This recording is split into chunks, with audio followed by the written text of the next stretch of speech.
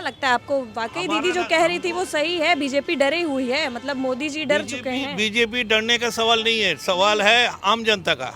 आम जनता चाहते हैं कि until and unless there is industry in Bengal, there is no development in Bengal. Last 48 years, Bengal is against central government, which is not fair at all at this moment. तो at least एक दफे BJP को chance देना चाहिए ताकि वो आके यहाँ पे कुछ तरक्की करे। और मैं कहूँगा इस बार बीजेपी को आना चाहिए। इस बार बीजेपी को आना चाहिए, यानी एंटी इनकम्बेंसी की लहर है। ऑफ कोर्स है, एजुकेटेड आदमी लोग के पास है। जितने लेफ्टिस्ट हैं वो ये कहते हैं कि जितने अंधभक्त हैं वो बीजेपी को सपोर्ट करते हैं। ये पहली बार सुन रहे हैं कि कोई एजुकेटेड बोल रहा है कि बीजेपी को। फालतू बात का, ये तो फालतू बात है, अंधभक्त का सवाल नहीं है। मैं कोई अंधभक्त नहीं हूँ बीजेपी की बात। अगर ईडी बनाम दीदी की बात करें हम, तो आप किसको सही मानते हैं, ईडी को या दीदी को? सबसे बेहतर अभी तक आपको कौन सा लीडर लगता है? Leader at this moment Narendra Modi, एकदम। आगे कोई बात ही नहीं है इसका, आगे there is no substitute. Bengal चुनाव अब बेहद नजदीक है और ऐसे में राजनीतिक गर्मी सियासी मकानों से उठकर बंगाल की सड़कों पर आ खड़ी है। एक ओर ईडी बनाम दीदी की लड़ाई चल रही है, तो वहीं दूसरी ओर आईपैक में चल रहा है अलग ही खेला, और वो है ममता बनर्जी को कुर्सी वापस दिलाने का। और सबकी जुबान पर अब एक ही सवाल है कि अगला मुख्यमंत्री कौन? तो आइए जानते हैं सीधी तौर पर उन लोगों से जो इस बात का फैसला करेंगे। सुनते हैं जनता की आवाज़ और जानते हैं कि इस बार जनता का क्या मूड है। क्या बंगाल में एंटी इनकम्बेंसी की लहर है या फिर वापस से ममता दीदी ही आने वाली है? जानेंगे बंगाल की जनता से। तमाम आवाम यहाँ पर बैठी हुई है। साथ ही साथ आपको बता दें कि इस वक्त हम रास बिहारी विधानसभा में मौजूद हैं। कालीघाट का ये क्षेत्र पड़ता है। तमाम लोग हैं यहाँ पर। बातचीत करने की कोशिश करेंगे और समझने की कोशिश करेंगे कि इस बार राजनीति किस ओर मुड़ने वाली है। क्या नाम हुआ दादा? क्या जानना चाहते हैं आप? क्या माहौल है इस बार? क्या माहौल है इस बार का चुनाव? माहौल तो डिपेंड करेगा कौन किसको सपोर्ट करता है। कौन किसको सपोर्ट करता है, मतलब इस बार सपोर्टर्स की जो लहर है वो किस ओर जा रही है?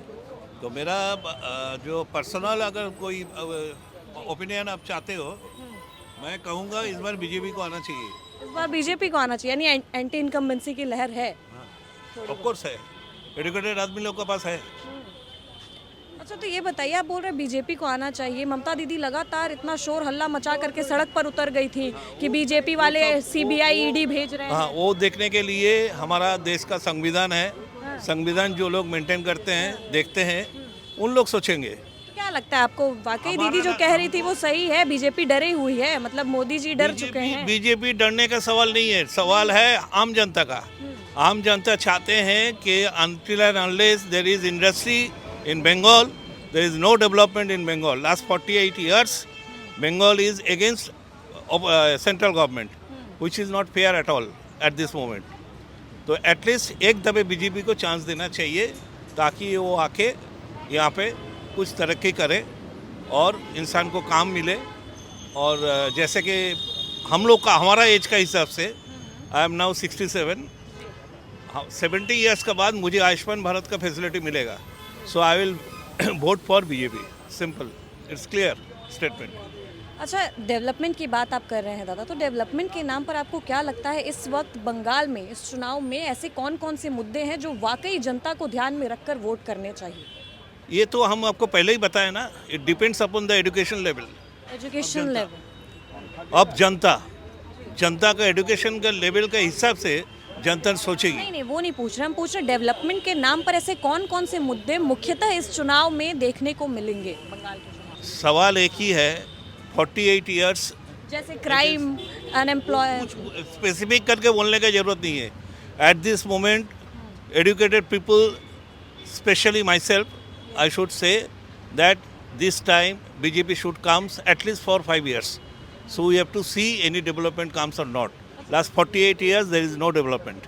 तो जितने लेफ्टिस्ट हैं वो ये कहते हैं कि जितने अंधभक्त हैं वो बीजेपी को सपोर्ट करते हैं। ये पहली बार सुन रहे हैं कि कोई एजुकेटेड बोल रहा है कि बीजेपी को। फालतू बात का, ये तो फालतू बात है, अंधभक्त का सवाल नहीं है। मैं कोई अंधभक्त नहीं हूँ बीजेपी का। मैं खाली इतना कह दिया, जो काम करेगा वो आएगा। जो जिसका पास एजुकेशन लेवल है वो सोचेगा डेवलपमेंट एक दफे बीजेपी को देखना करना चाहिए, जैसे कि मैंने बोला आपको। लेकिन होता क्या है, बंगाल में अभी जो सिचुएशन है, इसमें एजुकेटेड लेवल का पर्सन का कमी है, काफ़ी कमी है.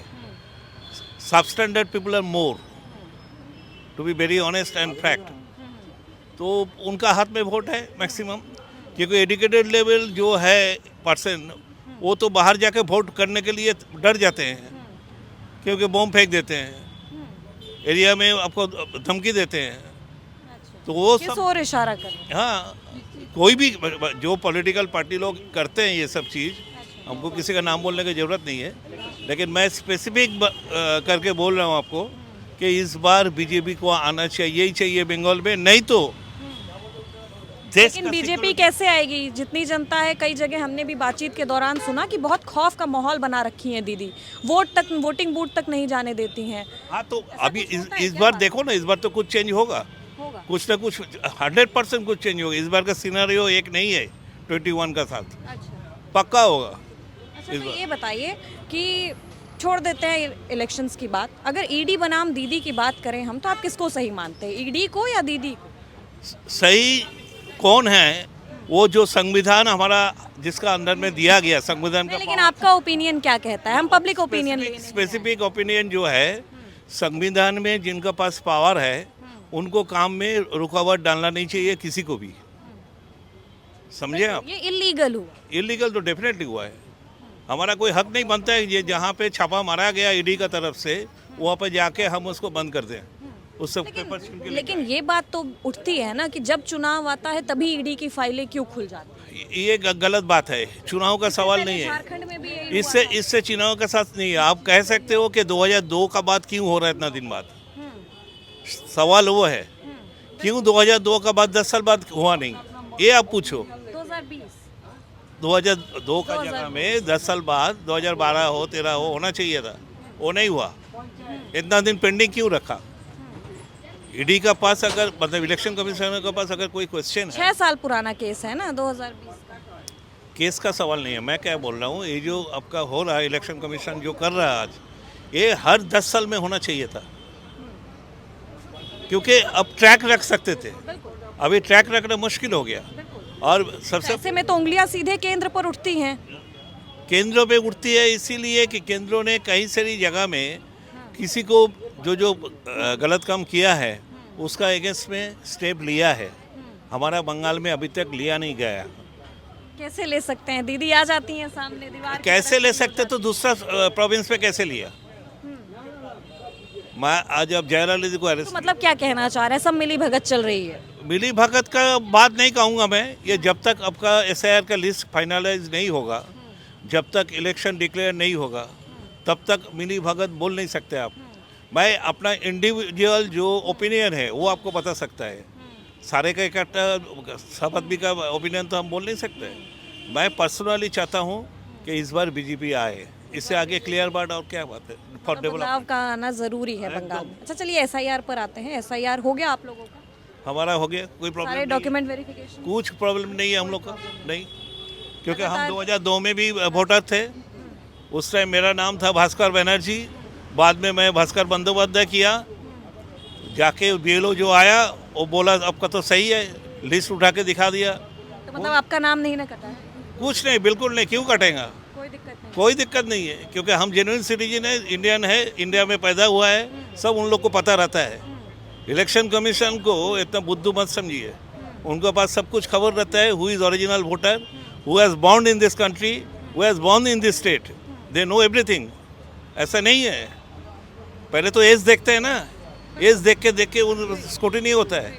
जैसे कि मेरा एज अभी 65-66 है, ठीक है. उसके हिसाब से उन्होंने तो प्रीवियस रिकॉर्ड तो देखा होगा. This fellow is born in this country, in this state. तो हमारा तो नाम गया नहीं कुछ. आज जाता भी था, अगर नाम काटता भी था, मेरा पास जो डॉक्यूमेंट है, हम इंडियन सी फेयर है, समझे, इंडियन नाविक जिसको बोला जाता है. हम 40 साल शिप में काम किया है.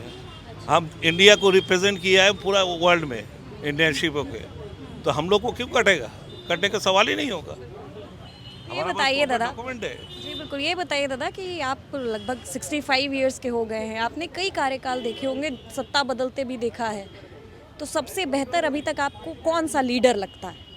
लीडर जी. बतौर लीडर आप किसको देखते हैं कि हमारा देश यही सबसे अच्छा चला? Leader at this moment Narendra Modi, Narendra एकदम आगे कोई बात ही नहीं है इसका आगे।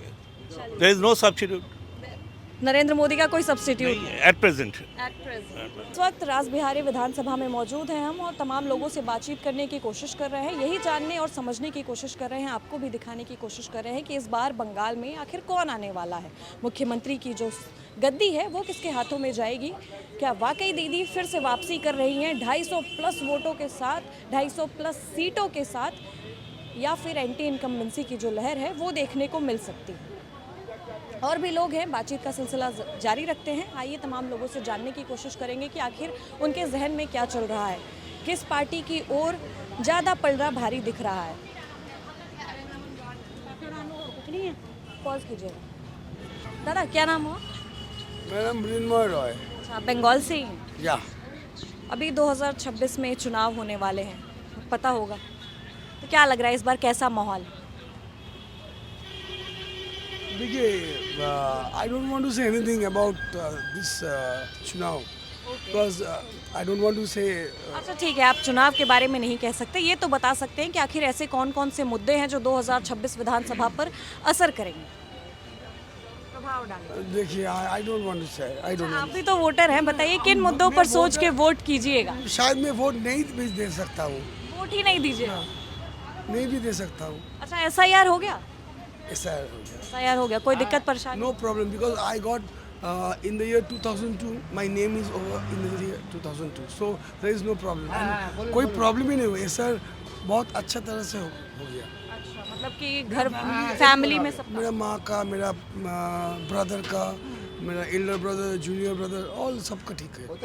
नो का नाम वाम नहीं लगेगा? No problem. दीदी तमाम सड़क पर उतर करके हंगामा कर रही हैं, जानते हैं ईडी बनाम दीदी की जो लड़ाई चल रही है, तो उसमें किसको सही मानते हैं? ये तो चुनाव से हटकर मुद्दा है। वो उनका काम कर रहा है, वो सोच रहा है ये सही है, तो she is doing her job. अच्छा, लेकिन रेड में ऐसे दखलंदाजी करना क्या सही मानते हैं आप?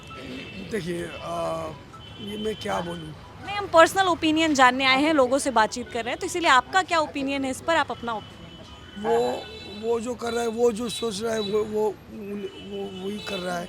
तो एक के बाद एक गंभीर आरोप लगाए हैं कि ईडी को भिजवाया गया है अमित शाह के द्वारा, केंद्र के द्वारा एजेंसियां कंट्रोल हो रही हैं, सही लगता है ये सारे आरोप? डरने की जरूरत नहीं है, बिल्कुल कैमरा ऑन है। ना, ये तो सही नहीं है, ये सही नहीं है, ऐसे मतलब केंद्र में बैठे लोगों पर इतने गंभीर आरोप लगाना सही नहीं है। सही नहीं है।